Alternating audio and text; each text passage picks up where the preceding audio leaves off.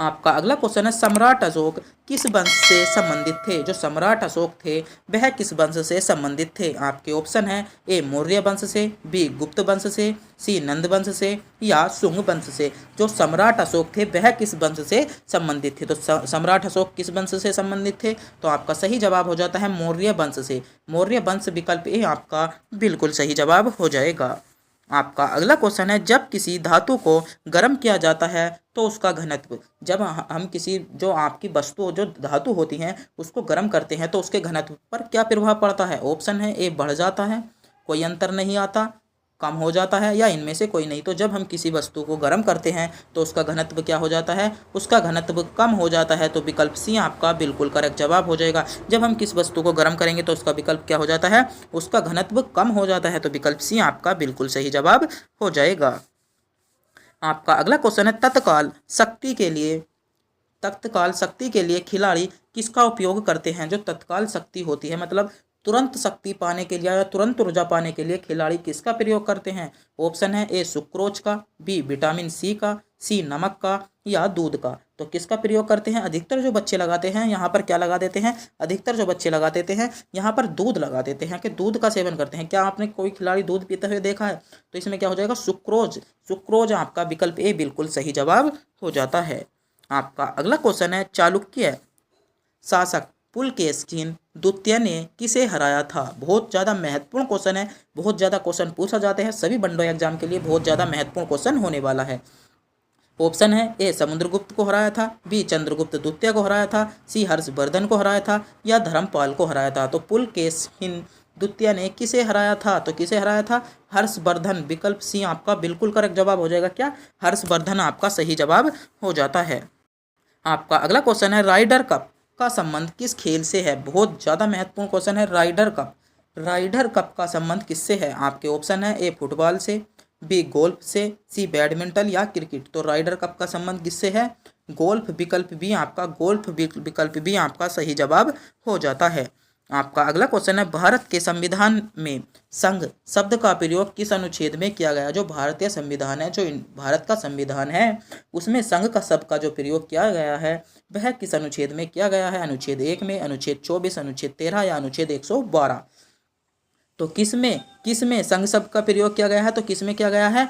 Option A विकल्प ए आपका correct जवाब हो जाएगा। संघ शब्द का प्रयोग किसमें किया गया है, अनुच्छेद 1 में किया गया है, अनुच्छेद 24 में यह कहा गया है कि जो 14 वर्ष से कम के बच्चे हैं उनसे कारखानों में काम नहीं कराया जाएगा। और इसमें क्या है, इसमें आपका अल्पसंख्यक, इसमें यह नियम है कि संसद किसी भी ऐसे नियम नहीं बना सकती संसद जिससे कि आपका जो संविधान में नियम है उनका उल्लंघन हो। तो संसद किसी भी ऐसे नियम को नहीं बना सकती है और आपातकाल की स्थिति आपकी 112 आर्टिकल में दी गई है। आपका अगला क्वेश्चन है आयकर दिवस कब बनाया जाता है। बहुत ज़्यादा महत्वपूर्ण क्वेश्चन है, आयकर दिवस कब बनाया जाता है। ऑप्शन है ए 14 जुलाई को, 24 जुलाई को, सी 25 जुलाई को, 24 अगस्त को या 24 सितंबर को। तो आयकर दिवस कब बनाया जाता है, तो आयकर दिवस कब बनाया जाता है, विकल्प ए आपका करेक्ट जवाब हो जाएगा। 24 जुलाई को आयकर दिवस बनाया जाता है।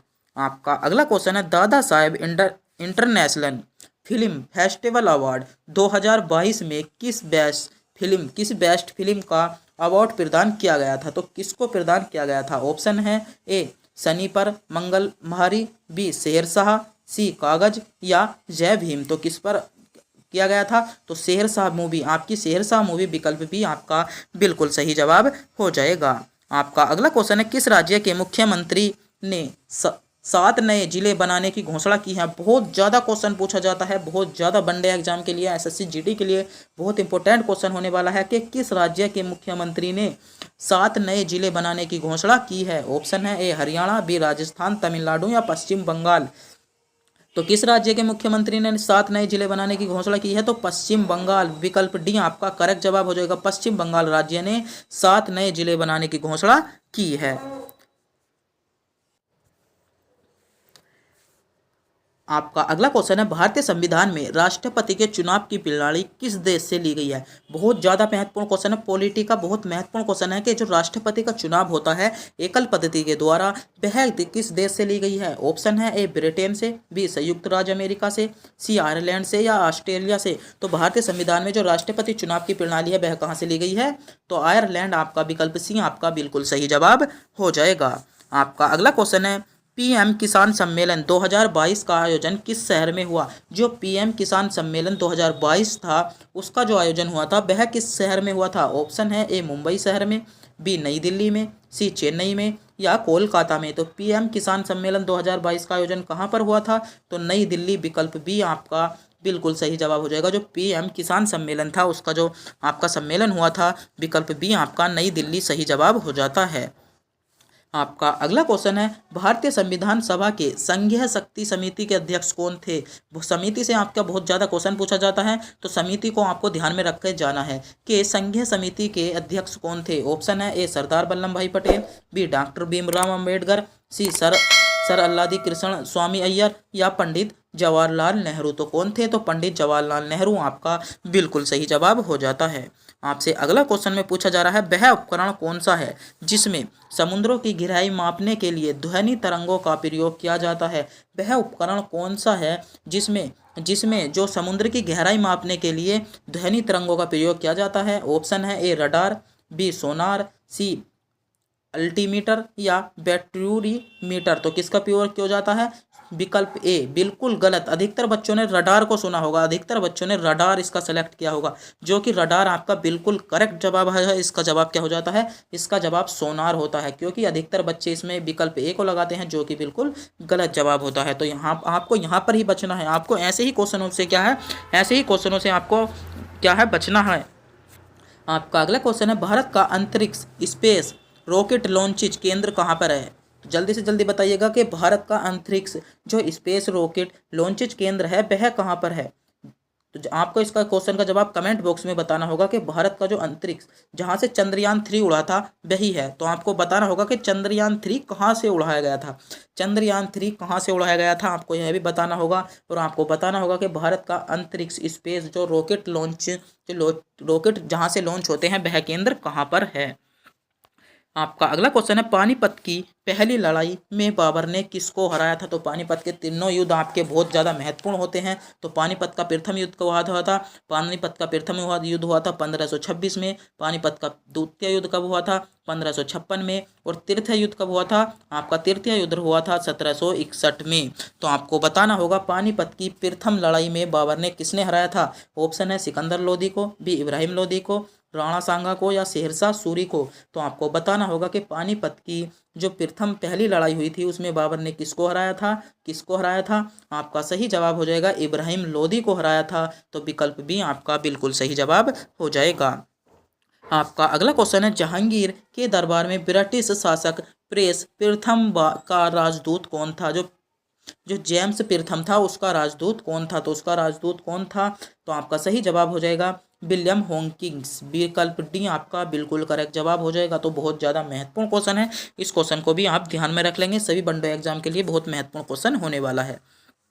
आपका अगला क्वेश्चन है, किस दिल्ली सुल्तान ने राज्य की सहायता के लिए नहर सिंचाई व्यवस्था का प्रारंभ किया था। महत्वपूर्ण क्वेश्चन है, बहुत ज़्यादा क्वेश्चन पूछा जाता है कि दिल्ली सल्तनत का ऐसा कौन सा शासक था जिसने राज्य की सहायता के लिए नहर का निर्माण किया था। आपके ऑप्शन है ए रजिया सुल्तान ने, बी अलाउद्दीन खिलजी ने, बी सी गयासुद्दीन तुगलक ने या सिकंदर लोदी ने। तो नहर का निर्माण किसने कहा था, नहर का निर्माण आपका गयासुद्दीन तुगलक ने किया था। तो सभी वनडे एग्जाम के लिए बहुत महत्वपूर्ण क्वेश्चन था कि नहर का निर्माण किसने किया था, गयासुद्दीन तुगलक आपका सही जवाब हो जाता है।